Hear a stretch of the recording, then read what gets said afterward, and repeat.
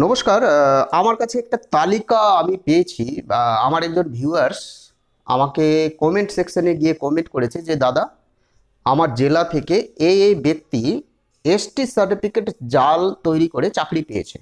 কোন কোন ডিপার্টমেন্টে চাকরি পেয়েছে? প্রাইমারি টেট থেকে চাকরি পেয়েছে, বর্তমানে তারা শিক্ষকতা করছেন, অর্থাৎ চাকরি করছেন। জানি না পাস করেছে কি করেনি জানি না, কিন্তু এসটি সার্টিফিকেট জাল তৈরি করে চাকরি পেয়েছে, এটা 100% নিশ্চিত। নাম বলছি, জেলার নাম বলছি, থানার নাম বলছি। যদি তারা ভিডিওটি পায় তাহলে রাতের ঘুম উড়ে যাবে, চমকে যাবে, কিন্তু কিছু করতে পারবে না। 100% জাল সার্টিফিকেট।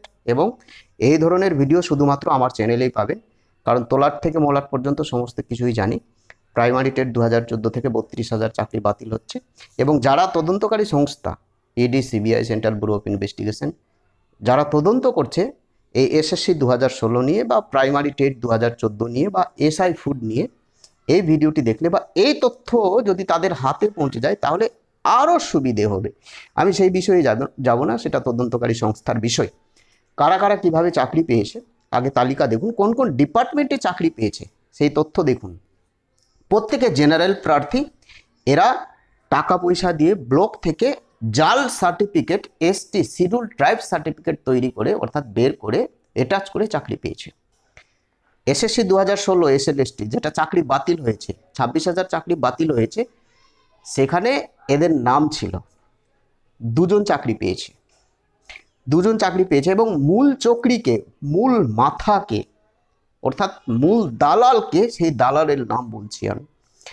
দুজন এসএসসি 2016 থেকে চাকরি পেয়েছে, এসএলএসটি থেকে চাকরি বাতিল হয়ে গেছে, তদন্ত করছে। যদি ধরা পড়ে তাহলে 14% সুদ সহ পুরো বেতন ফেরত, না হলে সমস্ত সম্পত্তি, জমি জায়গা সিজ করার নির্দেশ সুপ্রিম কোর্টের নির্দেশে, অর্থাৎ এগেরা বেগেরা জেল জাইং অ্যান্ড চাকরি পিসিং, না হলে জেল জাইং চাকরি পিসিং।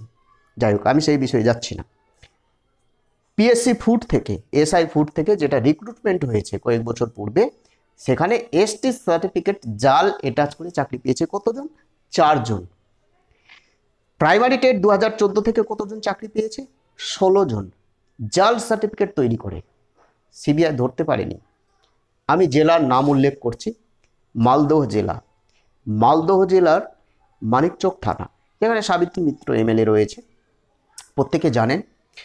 মালদহ জেলার মানিকচক থানা একটি গ্রাম, নদীর পাড়, অর্থাৎ ফুলহর নদীর ওপারে গেলে একটি গ্রামীণ এরিয়া রয়েছে, ভূতনি, একেবারে বাঙালির শেষ সীমান্ত। ভূতনি প্রত্যেক বছর বন্যা হয়, বন্যা কবলিত এরিয়া, সেখানে জাল সার্টিফিকেট তৈরি করে এরা চাকরি পেয়েছে। এবং মূল মাথা যিনি এখনো চাকরি করছেন, তার নাম হচ্ছে প্রতাপ মণ্ডল। আমি নামটা ওপেন চ্যালেঞ্জ করেই বলছি, ইডি সিবিআই এর উচিত তদন্ত করা। এই বিষয়টি বা এই তথ্যটা আমাকে একজন পাঠিয়েছে, আমার ভিউয়ার্স, এবং বলেছিল দাদা এই খবরটা আপনারা করুন, খুব ভালো হবে। যাই হোক, তার অনুরোধে এই ভিডিওটি আমি তুলে ধরলাম। প্রত্যেকে ভালো থাকবেন। এবং সামনের সেপ্টেম্বর মাসে পরীক্ষা, সেখানে কিভাবে ঘুষ দিয়ে চাকরি পাবে, একটা নতুন ধরনের জালিয়াতি আমার কাছে এসেছে। অর্থাৎ ওএমআর শিট জালিয়াতি হবে না, সাদা খাতা জমা দিলেও সেটা কিভাবে পূরণ করা হবে, কিভাবে টাকা পয়সা দিয়ে চাকরি হবে এবার, তার একটা তথ্য আমরা পেয়েছি। এই ভিডিওতে দেব না, আমি পরের ভিডিওতে দেব। কিছু বলার থাকলে কমেন্ট করে জানাবেন। আগামীকালকে 21শে জুলাই 4টি জায়গায় আমরা 21শে জুলাইয়ের মঞ্চ দেখতে পাবো। একটা হচ্ছে উত্তরবঙ্গ, একটা হচ্ছে মুর্শিদাবাদ, একটা হচ্ছে মেদিনীপুর, এবং সবথেকে বড় মঞ্চ তৃণমূল কংগ্রেসের পক্ষ থেকে শহর কলকাতার সেই ধর্মতলা। প্রত্যেকটা ফুটেজ, 4টি জায়গার ফুটেজ আমি ইউটিউব চ্যানেলে আপলোড করব, আপনার বাড়ি থেকে দেখে বুঝতে পারবেন।